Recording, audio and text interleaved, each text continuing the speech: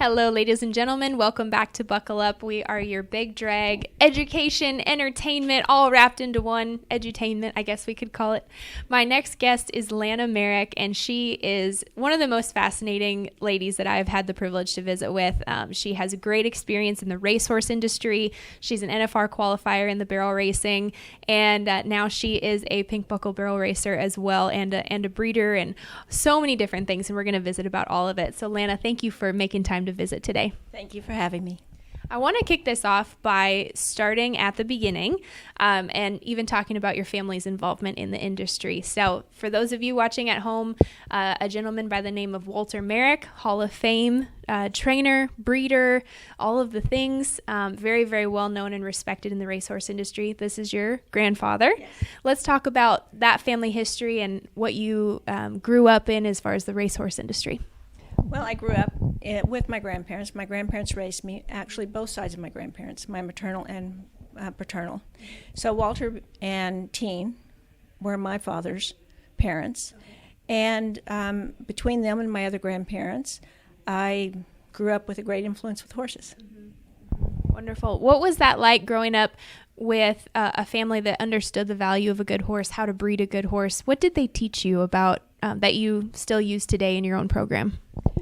I think mainly to look at the horses and try to understand exactly the conformation and how the breeding and the bloodlines work together.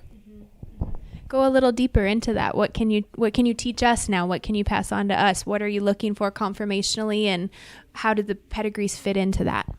Well, the conformation, everyone likes a different conformation of horses, it seems like to me, whether you're talking about the racing business or whether you're talking about barrel racing. So it's just kind of a variation, I think, and whatever suits you better. You see some girls in barrel racing riding the big horses, and some girls prefer the small horses. So I think it's individual.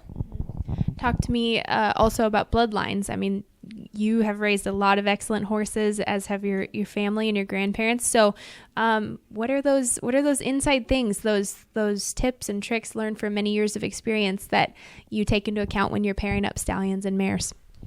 Well, obviously, if you go back and look at some of the thoroughbred breedings, they have always found niches for horses, whether you have a 3x3 or a 4x4, that meaning that you have some bloodline that is in the top and the bottom. So if you're looking toward that, you can also do that and kind of see where you are. I think that a lot of the racehorses are now crossing over so well into the barrel racing, and I think that we all like that. Most definitely, that versatility. The AQHA quarter horses are a versatile breed. Yes. Speaking of horses that you have raised, let's talk a bit about your racehorse program, and let's talk about your barrel horse program, because they're a little different. Yes. So we sell the yearling racehorses, usually at Riadosa or at the Heritage Place, but they're all sold as yearlings. We cell prep those horses. They're halter broke, and so the cell prepping takes quite a bit of time and getting those horses where, because they're not broke, we do a lot of work with them as far as the cell prepping goes, and that takes a lot of time and effort with that. Then the barrel horses are usually not offered to sell until they're 2. However, sometimes when people do see something that we have or know of something that we bred, we are always happy to talk to them about selling one before then, but the majority of them are sold as 2-year-olds or 3-year-olds. Wonderful. What do you enjoy about the barrel horse side of things? And this is a good time to dive more into your history as a barrel racer too.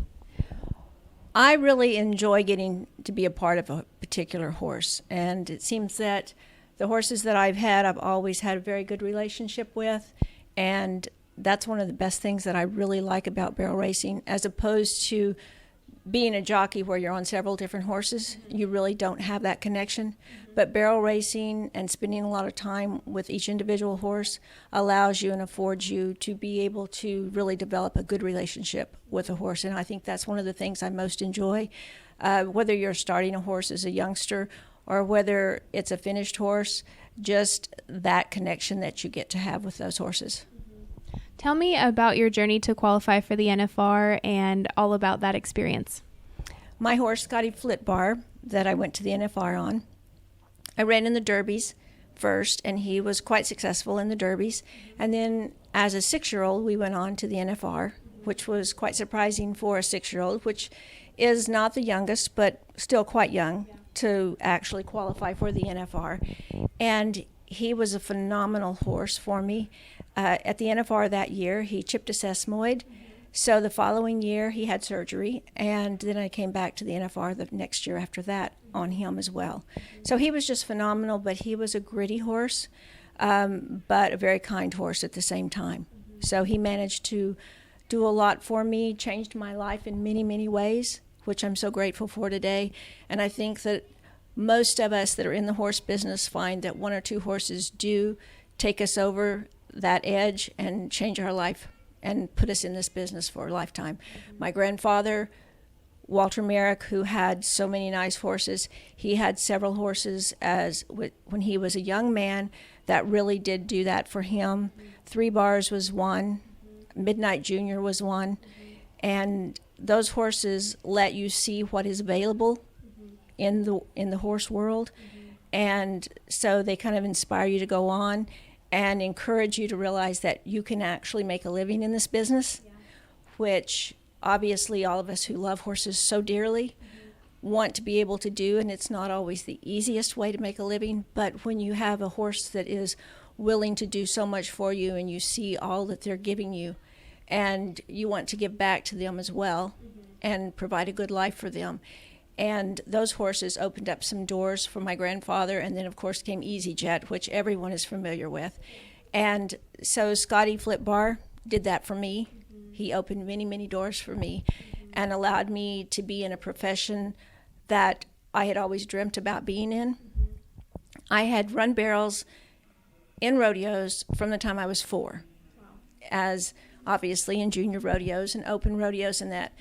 But I had always wanted to move over into the professional world of barrel racing, and Scotty opened that door for me.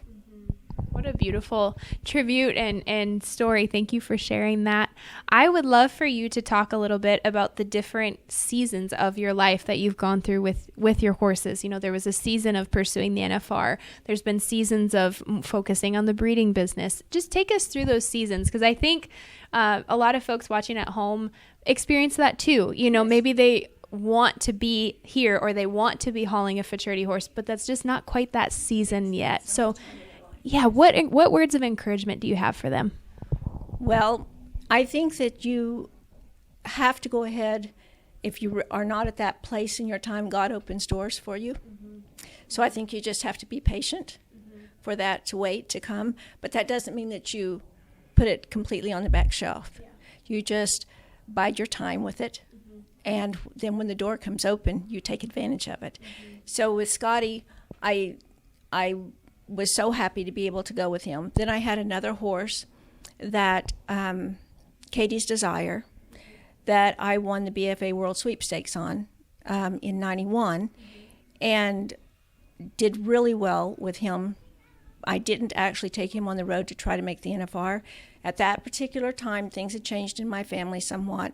My grandparents were getting older, and I was staying a little closer to home, wasn't able to travel as much.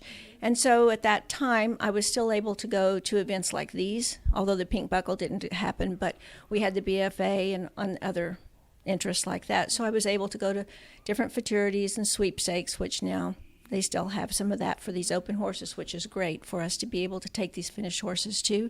So I kind of faded back a little bit and was riding him, and he did exceptionally well.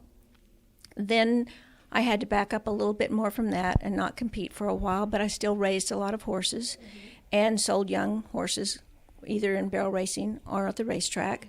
And then things developed again, and I got where I could go a little bit more. So it's just kind of an ebb and flow, but I think you have to be ready for that.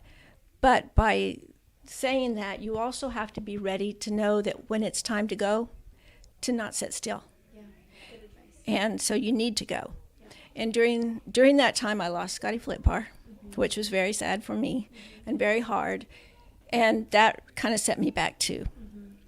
Now I give an award at the NFR called the Scotty Flipbar Rising Star Award. And each year it's given to basically a rookie horse at the NFR, a first-timer at the NFR. And so I get to honor him and honor another young horse. And so I really appreciate the fact that we look at these young horses and see all they're doing and call them out from the group and be able to say this is a young horse, first time at the NFR, and look at the exceptional things that he's doing. Man, that almost brings tears to my eyes. I didn't know the history behind that award, but I love that award, and I love that you do that to honor them and recognize them. There is a very special NFR horse that we would be remiss to not include, to not talk about, as he is kind of at the height of his career right now, and that would be High Valor. So I would love to hear or have you explain your history with High Valor and tell that story. Well, I am a syndicate member of Valiant Hero Syndicate, and I also owned High Valor's mother at the time. And so I bred her to him, Valiant Hero, and got High Valor. I did put him in the sale, the Ruidoso Select sale, to sell as a racehorse, but I'd kind of fallen in love with him and really wasn't all that high on selling him. When I got out there, he wasn't bringing the price that I had hoped he would bring, so I decided to bring him home. Butch Wise at the time asked me if I was going to go ahead and run him myself, and I said, yes, I'm going to go ahead and run him in the barrel pen.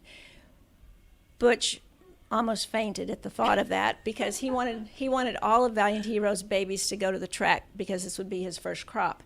And then after he had done so well, Butch is now pleased because Valiant Hero is well represented by High Valor. And he has really done well, and so I'm very, very happy with him, and Donna Kay's doing a great job with him. That is just such a neat story, and I think it takes a village for these great horses to get where they are, so it's fun to know lots of pieces to the puzzle that has made him the horse that he is today, and we all just love watching him run and watching his ability. So Lana, you're just amazing. I mean, really amazing to me, all the aspects of the industry that you're a part of, so thank you for sharing that, and thank you for making time for an interview. Thank you very much for having me here today. I really appreciate it. It's nice to talk about my horses. Anytime, and it's fun to hear about them.